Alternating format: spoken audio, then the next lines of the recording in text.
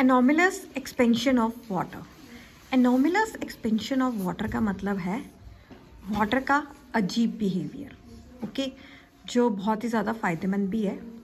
Usually क्या होता है कि जो ज़्यादातर सब्सटेंस हैं वो कूलिंग करने पे कॉन्ट्रैक्ट होते हैं। मतलब आपके पास कोई भी सब्सटेंस है और जब आप उस सब्सटेंस को कूल करोगे, मतलब उसको ठंडा करने की कोशिश करोगे, ठंडा करने की कोशिश में क्या होगा कि ये जैसे लिक्विड है, अगर मैं इसको ठंडा कर रही हूँ तो इसके मॉलिक्यूल्स एक दूसरे के पास पास आ जाएंगे, और जब एक दूसरे के पास पास आ जाएंगे तो वो इकट्ठा होगा, मतलब कॉन्ट्रैक्ट करने की कोशिश करेगा। अगर इस पूरे कंटेनर में वाटर है तो ये एक दूसरे के पास आके ऐसे इकट्ठा हो जाएगा, ओके।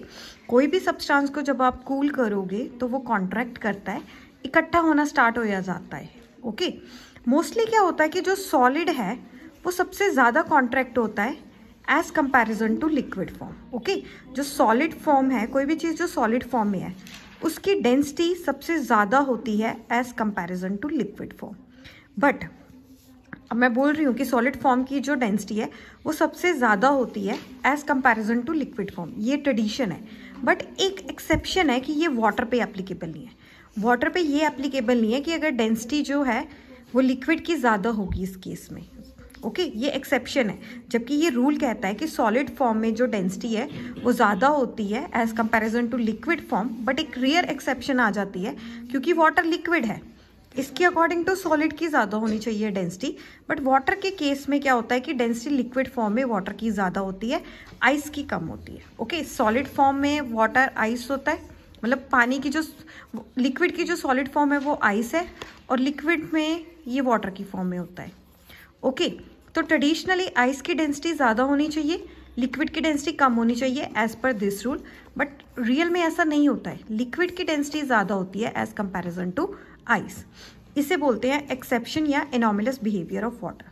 जब आप पानी को कूल करोगे, ठंडा करोगे, ये क्या करता है, कॉन्ट्रैक्ट करता है। मतलब ये मेरे पास पानी है और सपोज इस ग्लास में मेरे पास पानी है, जब मैं इसको ठंडा करूंगी तो ये इकट्ठा होना स्टार्ट हो जाएगा। ऐसे इसके मॉलिक्यूल्स एक दूसरे को बाइंड करेंगे, कॉन्ट्रैक्ट करेंगे, तब तक जब तक टेम्परेचर 4 डिग्री सेल्सियस पे ना पहुंच जाए।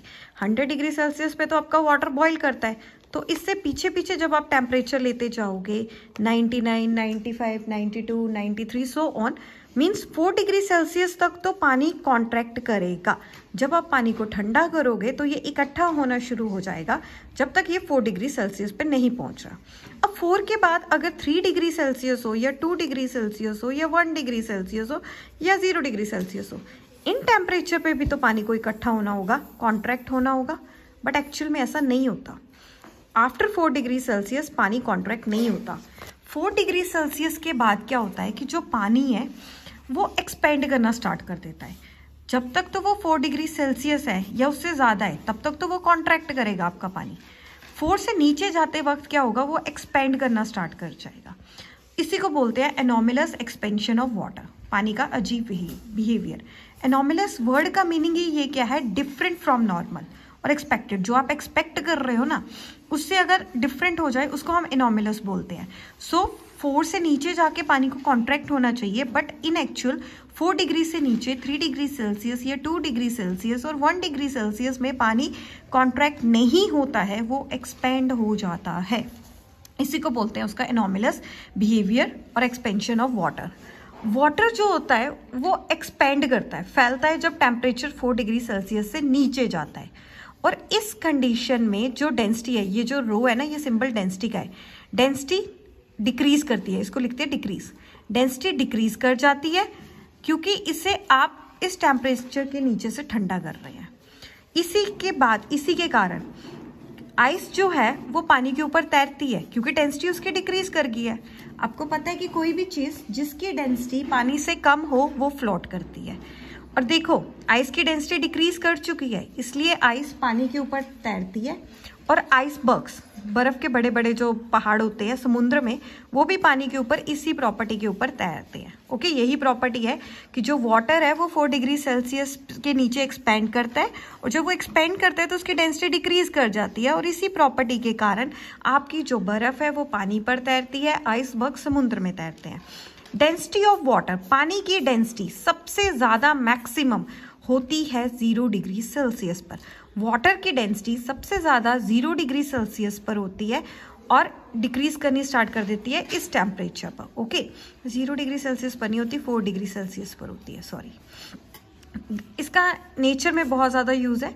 इसी के कारण जो एक्वेटिक एनिमल्स हैं वो सब सर्वाइव कर पाते हैं विंटर में, क्योंकि विंटर में आपका जो पॉन्ड है वो तो जम जाएगा, ऊपर तो बर्फ़ आ जाएगी, नीचे बर्फ़ नहीं होती है। नीचे मतलब कि टेम्परेचर रहता है ठंडा है, बट वो फ्रोजन नहीं होता, जिस कारण वो लोग रह पाते हैं।